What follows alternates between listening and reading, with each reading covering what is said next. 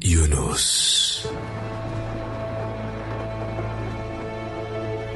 Datanglah firman Tuhan kepada Yunus bin Amittai demikian. Bangunlah, pergilah ke Niniwe, kota yang besar itu. Berserulah terhadap mereka, karena kejahatannya telah sampai kepadaku. Tetapi Yunus bersiap untuk melarikan diri ke Tarsis, jauh dari hadapan Tuhan. Ia pergi ke Yafo dan mendapat di sana sebuah kapal yang akan berangkat ke Tarsis. Ia membayar biaya perjalanannya, lalu naik kapal itu untuk berlayar bersama-sama dengan mereka ke Tarsis, jauh dari hadapan Tuhan. Tetapi Tuhan menurunkan angin ribut ke laut, lalu terjadilah badai besar, sehingga kapal itu hampir-hampir terpukul hancur. Awak kapal menjadi takut, masing-masing berteriak-teriak kepada Allahnya, dan mereka membuang ke dalam laut segala muatan kapal itu untuk meringankannya. Tetapi Yunus telah turun ke dalam ruang kapal yang paling bawah dan berbaring di situ, lalu tertidur dengan nyenyak. Datanglah nahkoda mendapatkannya sambil berkata, "Bagaimana mungkin kau tidur begitu nyenyak? Bangunlah, berserulah kepada Allahmu. Barangkali Allah itu akan mengindahkan kita, sehingga kita tidak binasa." Lalu berkatalah mereka satu sama lain, "Marilah kita buang undi, supaya kita mengetahui karena siapa kita ditimpa oleh malapetaka ini." Mereka membuang undi, dan Yunuslah yang kena undi. Berkatalah mereka kepadanya, "Beritahukan kepada kami, karena siapa kita ditimpa oleh malapetaka ini? Apa pekerjaanmu? Dan dari mana engkau datang? Apa negerimu? Dan dari bangsa manakah engkau?" Sahutnya kepada mereka, "Aku seorang Ibrani. Aku takut akan Tuhan, Allah yang mempunyai langit, yang telah menjadikan lautan dan daratan." Orang-orang itu menjadi sangat takut, lalu berkata kepadanya, "Apa yang telah kau perbuat?" sebab orang-orang itu mengetahui bahwa ia melarikan diri jauh dari hadapan Tuhan. Hal itu telah diberitahukannya kepada mereka. Bertanyalah mereka, "Akan kami apakan engkau, supaya laut menjadi reda dan tidak menyerang kami lagi? Sebab laut semakin bergelora." Sahutnya kepada mereka, "Angkatlah aku, capakanlah aku ke dalam laut, maka laut akan menjadi reda dan tidak menyerang kamu lagi. Sebab aku tahu bahwa karena akulah badai besar ini menyerang kamu." Lalu berdayunglah orang-orang itu dengan sekuat tenaga untuk membawa kapal itu kembali ke darat. Tetapi mereka tidak sanggup, sebab laut semakin bergelora menyerang mereka. Lalu berserulah mereka kepada Tuhan, katanya, "Ya Tuhan, janganlah kiranya kau biarkan kami binasa karena nyawa orang ini. Dan janganlah kau tanggungkan kepada kami darah orang yang tidak bersalah. Sebab Engkau, Tuhan, telah berbuat seperti yang Kau kehendaki." Kemudian mereka mengangkat Yunus, lalu mencampakkannya ke dalam laut, dan laut berhenti mengamuk. Orang-orang itu menjadi sangat takut kepada Tuhan, lalu mempersembahkan korban sembelihan bagi Tuhan, serta mengikrarkan nazar. Maka Atas penentuan Tuhan, datanglah seekor ikan besar yang menelan Yunus. Dan Yunus tinggal di dalam perut ikan itu 3 hari 3 malam lamanya.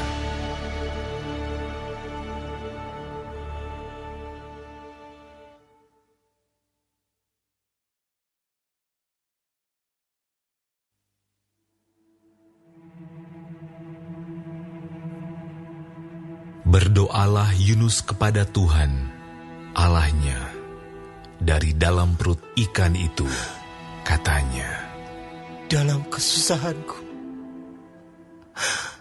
aku berseru kepada Tuhan, dan Ia menjawab aku. Dari tengah-tengah dunia orang mati, aku berteriak, dan Kau dengarkan suaraku. Telah Kau lemparkan aku ke tempat yang dalam, ke pusat lautan. Lalu aku terangkum oleh arus air. Segala gelora dan gelombang-Mu melingkupi aku. Dan aku berkata, telah terusir aku dari hadapan mata-Mu. Mungkinkah aku memandang lagi bait-Mu yang kudus?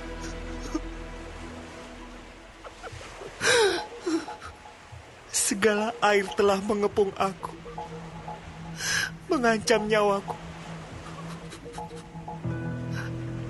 Samudra raya merangkum aku. Lumut lautan membelit kepalaku di dasar gunung-gunung. Aku tenggelam ke dasar bumi. Pintunya terpalang di belakangku untuk selama-lamanya. Ketika itulah Engkau naikkan nyawaku dari dalam liang kubur. Ya Tuhan Allahku. Ketika jiwaku letih lesu di dalam aku, teringatlah aku kepada Tuhan, dan sampailah doaku kepadamu ke dalam bait-Mu yang kudus. Mereka yang berpegang teguh pada berhala kesia-siaan, merekalah yang meninggalkan Dia, yang mengasihi mereka dengan setia. Tetapi aku, dengan ucapan syukur akan kupersembahkan korban kepadamu. Apa yang kunasarkan akan kubayar. Keselamatan adalah dari Tuhan. Lalu berfirmanlah Tuhan kepada ikan itu, dan ikan itu pun memuntahkan Yunus ke darat.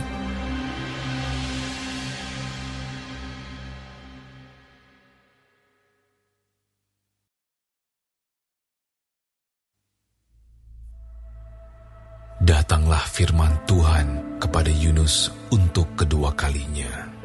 Demikian. Bangunlah, pergilah ke Niniwe, kota yang besar itu, dan sampaikanlah kepadanya seruan yang kufirmankan kepadamu. Bersiaplah Yunus, lalu pergi ke Niniwe, sesuai dengan firman Allah. Niniwe adalah sebuah kota yang mengagumkan besarnya, 3 hari perjalanan luasnya. Mulailah Yunus masuk ke dalam kota itu sehari perjalanan jauhnya, lalu berseru, 40 hari lagi, maka Niniwe akan ditunggang balikan. Orang Niniwe percaya kepada Allah. Lalu mereka mengumumkan puasa, dan mereka, baik orang dewasa maupun anak-anak, mengenakan kain kabung. Setelah sampai kabar itu kepada raja kota Niniwe, turunlah ia dari singgasananya, ditanggalkannya jubahnya, diselubungkannya kain kabung. Lalu duduklah ia di abu. Lalu atas perintah raja dan pembesarnya, orang memaklumkan dan mengatakan di Niniwe demikian. Manusia dan ternak, lembu sapi dan kambing domba tidak boleh makan apa-apa. Tidak boleh makan rumput dan tidak boleh minum air. Haruslah semuanya, manusia dan ternak, berselubung kain kabung dan berseru dengan keras kepada Allah, serta haruslah masing-masing berbalik dari tingkah lakunya yang jahat dan dari kekerasan yang dilakukannya. Siapa tahu, mungkin Allah akan berbalik dan menyesal, serta berpaling dari murkanya yang bernyala-nyala itu, sehingga kita tidak binasa.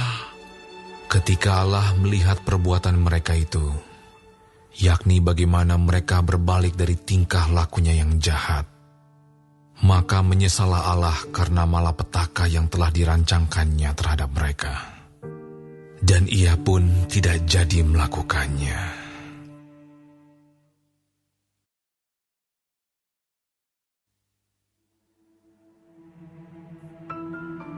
Tetapi hal itu sangat mengesalkan hati Yunus. Lalu marahlah ia. Dan berdoalah ia kepada Tuhan, katanya, Ya Tuhan, bukankah telah kukatakan itu ketika aku masih di negeriku? Itulah sebabnya, maka aku dahulu melarikan diri ke Tarsis.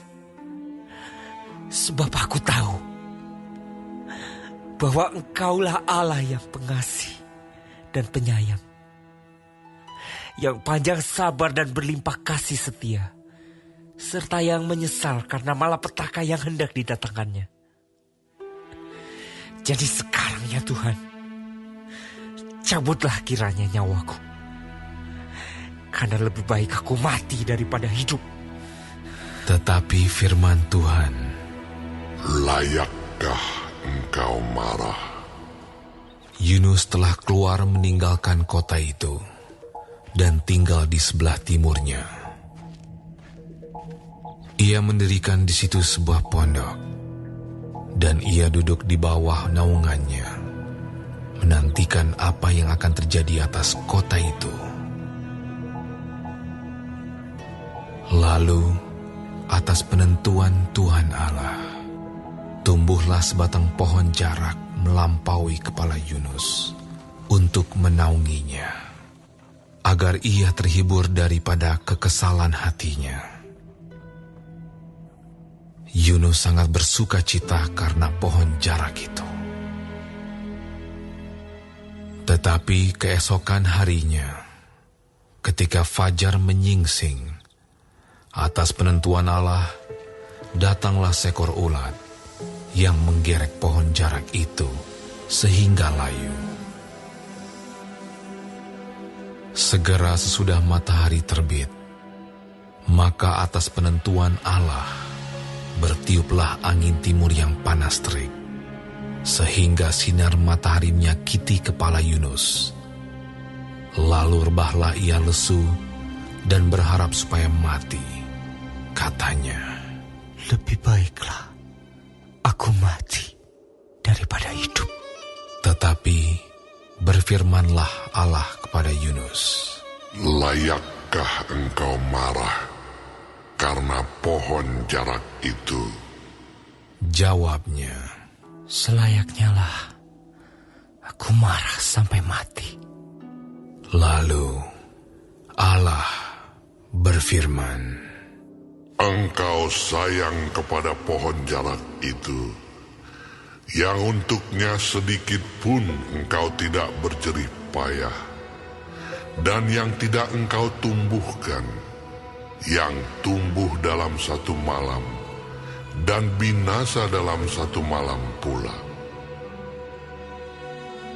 Bagaimana tidak aku akan sayang kepada Niniwe, kota yang besar itu, yang berpenduduk lebih dari 120.000 orang, yang semuanya tak tahu membedakan tangan kanan dari tangan kiri, dengan ternaknya yang banyak.